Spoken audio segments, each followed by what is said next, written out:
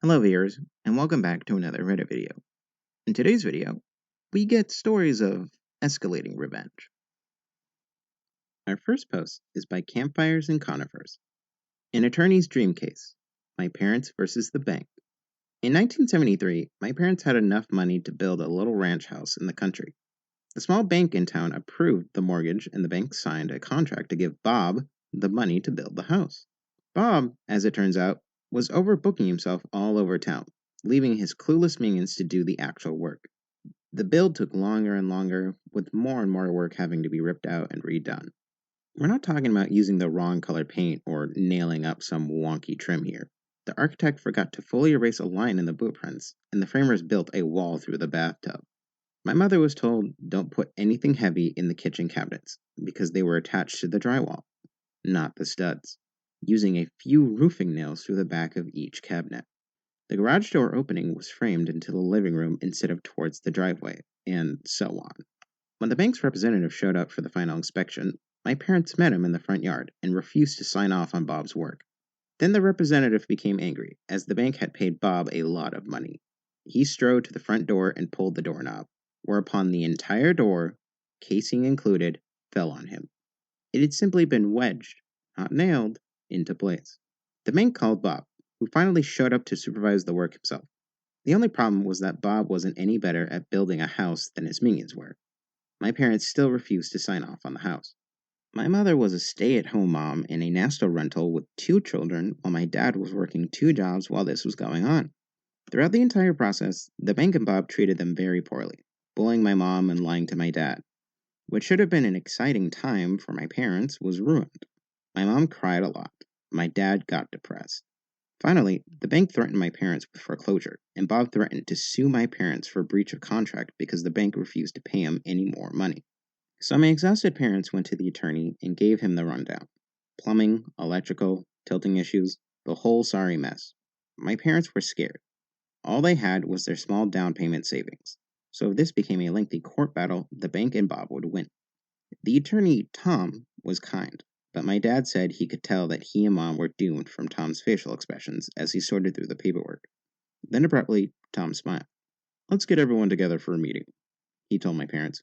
"Tomorrow." So my parents, Tom, the bank's representatives, the bank's attorney, Bob, and Bob's attorney met at the bank. Tom didn't give anyone else time to begin. He said, "Well, my clients have decided that they no longer want this house. Please remove it." Everyone else started to laugh. "Remove it? Have you lost your mind?" Tom, in a sweeping theatrical gesture, placed a deed on the table. "My clients own the land the house is sitting on outright. They no longer want the house. Get the house off my client's land." Bob's attorney stared at the deed, and then turned and stared at Bob. "You built a house on land you don't own?" Bob nodded. The bank's attorney started yelling at the bank's representative. "You didn't finance the land the house is on?" The representative stammered, No. Tom said firmly, "As I said, gentlemen, you're trespassing on my client's land. I expect the house to be removed and the land returned to its original state. At once." My dad said he'll remember the blank looks everyone on the other side of the table passed to one another for his whole life.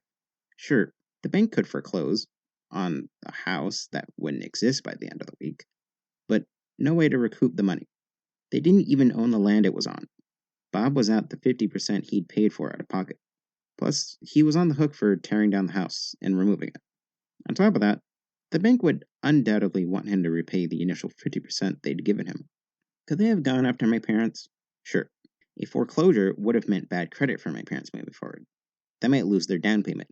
But to sign off on the house in its condition at the time would have meant thousands and thousands of dollars in cash to replace/repair everything from the roof to the basement before the house could be safely lived in. The bank knew my parents didn't have that kind of money. They were the ones who approved the mortgage. Suddenly, my parents were good people. It was all such a misunderstanding, and the bank and Bob couldn't do enough for them. The house was brought in line with the original blueprints and specifications immediately, at no extra cost to my parents, but at a considerable cost to Bob. My parents signed the mortgage. Bob got the rest of his money, and just about broke even on the build. The bank's representative was fired, and Tom, attorney extraordinaire, got a stinging tale of triumph to recall to fellow attorneys for the rest of his life. Before you question this tale, please remember that 1973 was 50 years ago. Banks did things differently back then. Smaller rural banks, in particular, were not run the same way the bigger city banks were. There were far fewer federal regulations, and in a smaller community, people didn't always follow them anyway. I'm pretty sure they don't always follow them now. Yes, they built a wall through the bathtub. No, I'm not making that up. I even left out how a plumber left his lunch bag on a particular built kitchen cabinet, but the cabinet maker didn't feel it was his job to move the bag, so he left it there and built the rest of the cabinet around it. I don't know where Bob found these people, but they were gems. Every one of them. Edit. I must admit that I'm immensely surprised at the traction this story has gotten. The bank and Bob put together very poorly written and pretty much unenforceable contracts. My parents' attorney figured this out, and the bank and Bob had to back off.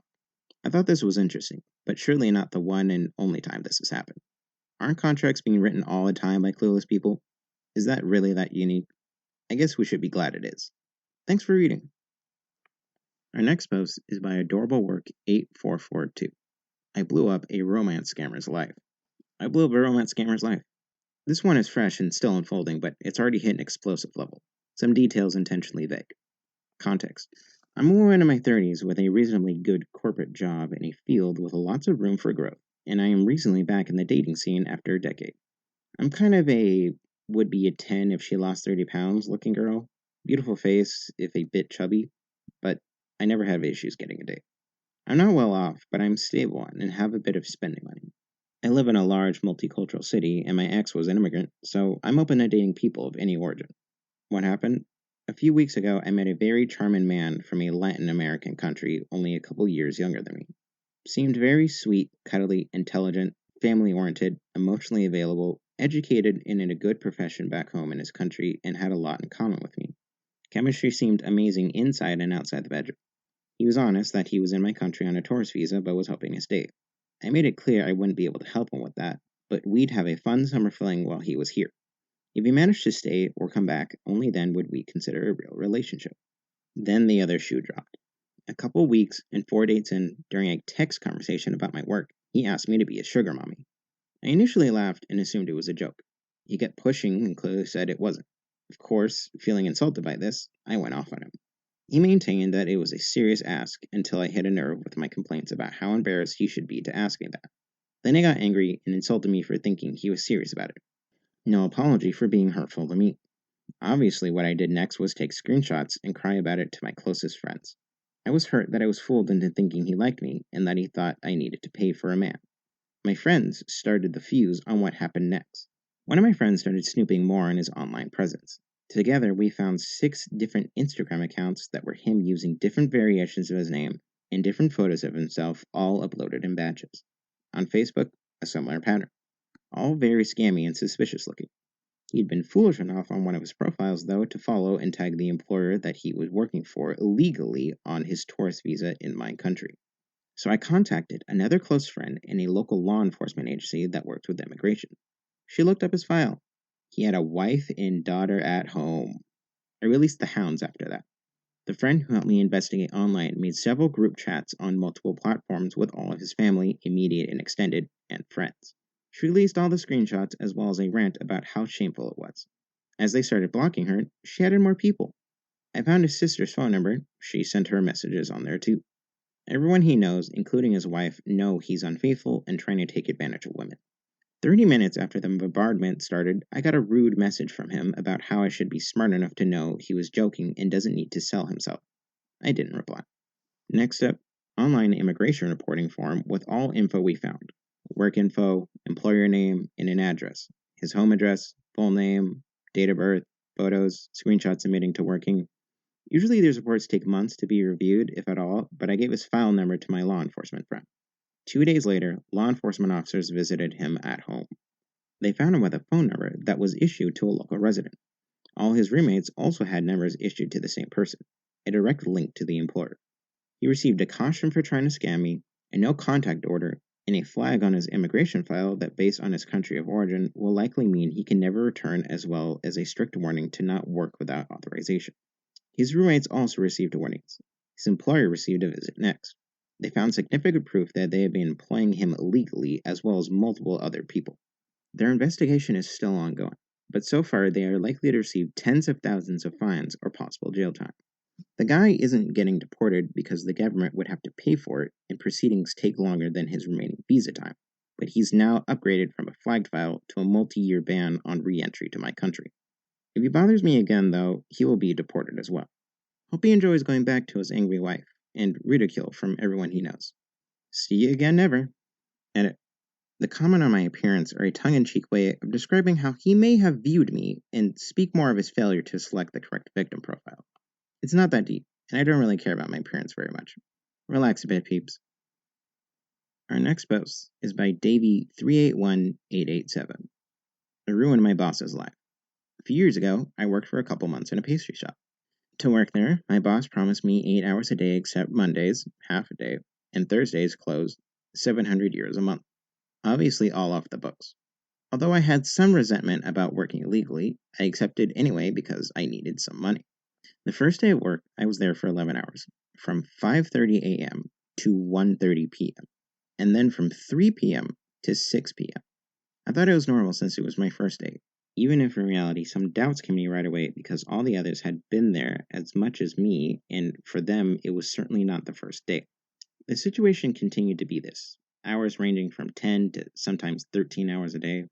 Furthermore, for 2 weeks in a row, on Monday, the day which we were supposed to be working in the morning, we instead worked with the schedules on the other days. At the end of the month, I asked for my well-deserved salary, and my boss got angry, telling me that I was only thinking about money when in reality I hadn't even asked him to pay me for the multiple hours of overtime. He then told me that he would pay everyone at the end of the first week of the following month. The following day, as working as usual for 11 hours, at the end of the shift, he called me aside telling me that since I had been presumptuous, I had to show up for work on Thursday even though it was my day off. Obviously, I got angry and implied that I had worked much longer hours than those agreed and that I would not show up for work on my day off. And so I did. Thursday came and I didn't show up, ignoring hundreds of calls from my boss and his wife. The next day, I showed up for work regularly and was severely reprimanded, and they sent me home for bad behavior. He told me that we would meet on Sunday to give me the money and then I didn't have to show up again, which I already wanted to do. So Sunday arrived and he showed up with 300 euros, telling me that I had done little this month and that I hadn't been respectful towards him and his business. I got very angry and went to call my father, who was waiting for me in the car. The two almost came to blows. So I took my father and we left saying it wasn't over. I kept in touch with some of my colleagues, some even over 18, with whom I had established a good relationship and who also worked illegally. They told me that the next day he badmouthed me, saying I was a person without any form of respect and dignity.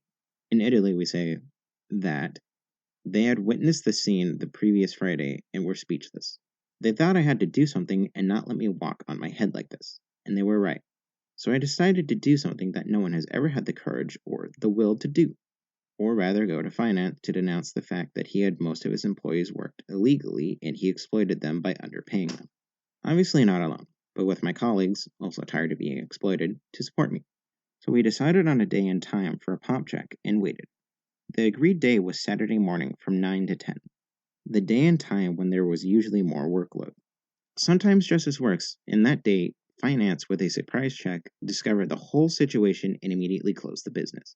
Subsequently, the owner, as well as my former boss, were investigated and sentenced to do I don't remember how many years in prison. The business was seized, and now his family is having to pay more than €1 million in tax evasion for other reasons related to false receipts and other things that I don't quite understand. Thank you, dear listeners, for tuning in to another Reddit video. If you would like to, click another video. And if you would be so kind as to like and subscribe. Thank you very much.